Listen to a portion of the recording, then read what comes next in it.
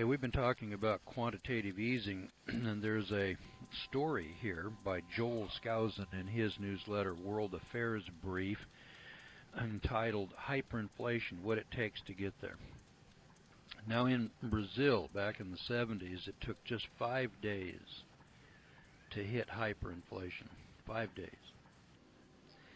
Now, here in the United States, this isn't a 5-day program. We've been at this now for many years, and in the concluding program tomorrow, I'm going to bring you a story here that started back in the Reagan administration, which deals with hyperinflation. And they told us back then, if we don't change our ways and get our financial affairs in order, this thing's going to lead to hyperinflation. Well, okay, well, we didn't change our ways, and now we're at the point where hyperinflation is here. It's just a cause and effect relationship.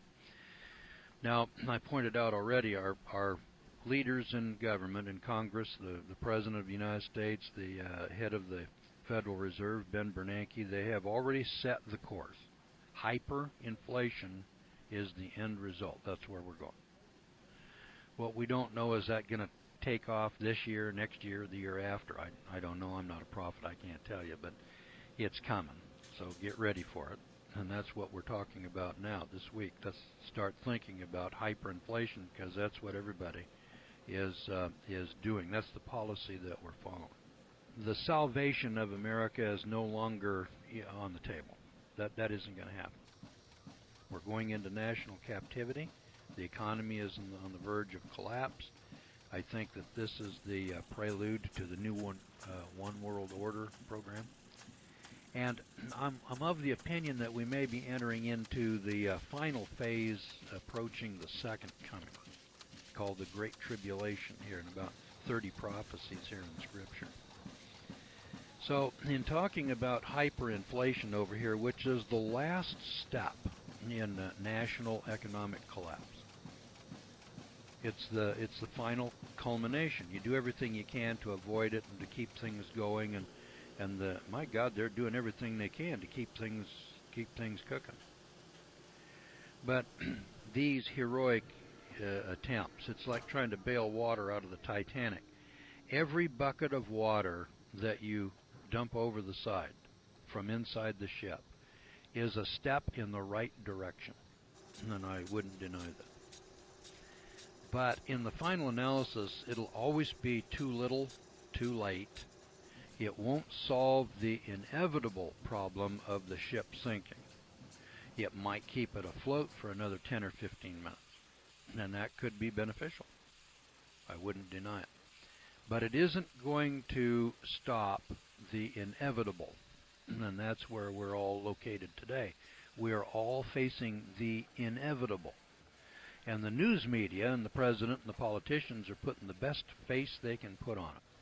We're facing a calamity, and they're putting their best face forward and saying, I see green shoots out here, and we're going to work hard to avoid the double dip recession.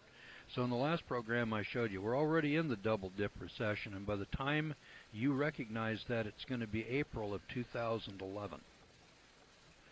So now let's recognize it right now, because that's where we're at. And then let's use the next 6 months to prepare for it. Because by the time this double dip is announced about next April, which will be right after the Passover, which is when all the bad news occurs in April, then we'll find that that's about the time that we'll start seeing hyperinflation and rationing. You got to have rationing now, because there's going to be no goods on the shelf. And the Chinese aren't going to ship to us because we haven't paid our bill. And I'm not sure if the Japanese are going to ship to us. Now, when everybody else is up against it, in Haiti or Chile or in Pakistan, it's the Americans that are there to help bail their chestnuts out of the fire. When we go into a catastrophe, there isn't going to be anybody there to help us. None. Name one. Just name one country you think is going to be there that's going to help Americans. Now, hyperinflation, what it takes to get there. Here's Joel Skousen's take on it. He said, I'm not optimistic about where this country is heading, But to properly confront what's coming, it's very important to understand the real risks facing us and not get misled by hype.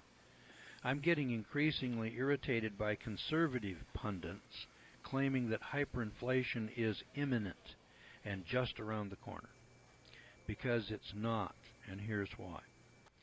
Simply put, we do not have the automatic direct injection structures in place for government to deliver those ever-increasing quantities of money directly into the hands of consumers, as they did in the Weimar Republic in Germany. Now, that doesn't mean it can't still happen, but the process currently in place works more slowly. We need to understand the process in order to correctly foresee when this threat is really upon us. This week, I will dig into this and other intricacies of hyperinflation. Now, the name that's being applied, remember, by our government is called quantitative easing. And as I showed you in the last newsletter here from the privateer, these terms, these lies, called terminological inexactitude, is merely a matter of the number of syllables employed for deception. Nothing more, nothing less. And Brian Williams, Katie Couric, and Diane Sawyer are the chief of the deceivers. They're out there in the forefront every night on the 6 o'clock news deceiving us. Let's wake up and let's get behind the scenes here. Go do a Google search on this guy, Joel Skousen, and I think you can find the World Affairs Brief. Then write to him. I don't know what the price is. It comes in here from some listener somewhere. He goes on, he says, first, let me set the stage by quoting one of the typical hyperinflation projections. Note that all of the basic data is correct. Only the leap to hyperinflation is unsupported. Here's Charles Scaliger of the New American Magazine. My comments are in brackets. Now, Charles Scaliger, in making the case for hyperinflation, says this. He says, think you're scared enough about the economy, the ballooning deficit, and the prospect of ruinous tax rates and runaway inflation to pay for astronomical government debts. If you haven't read Boston University economist Lawrence Kitlikoff's August 10th article for Bloomberg, U.S. is bankrupt and we don't even know it. You probably aren't. Dismissing official federal debt figures out of hand as misleading fiscal labeling, Kotlikoff estimates that our true fiscal gap is a staggering $202 trillion. That's about 15 times the official debt level pronounced by government statisticians, that $400 billion. But nevertheless, the Greek debt structure is much better than America's. I mean, if you were to compare them, oranges and oranges and apples, what's happening here in America, see, we're not plugging in AIG, the bank bailouts, Social Security, Medicare, veterans benefits. We're not plugging any of that in to our debt structure. All we're claiming is that we got a $14 trillion national debt, which is just the tip of the iceberg.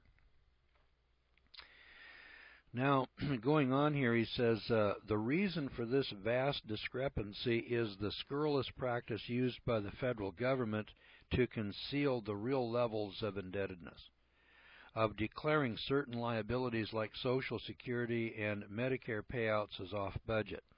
It's as though these are not enormous sums of money that the federal government has committed to pay over the next couple of decades as waves of baby boomers and Generation Xers retire. Now, the federal government has behaved like an imprudent householder who, having taken out a mortgage, a car loan, and a student loan, then proceeds to run up an enormous credit card debt. Then declares the credit card debt to be off budget and then totally ignores it. Well, just as the laws, credit ratings, and debt collectors will eventually catch up with such behavior in the private sector, so too the pitiless laws of economics will eventually bring our federal government to heel. This is unsustainable, and there comes a point in time, just like with the Greeks and the pigs countries and so on, when this is going to come back and bite us all in the butt.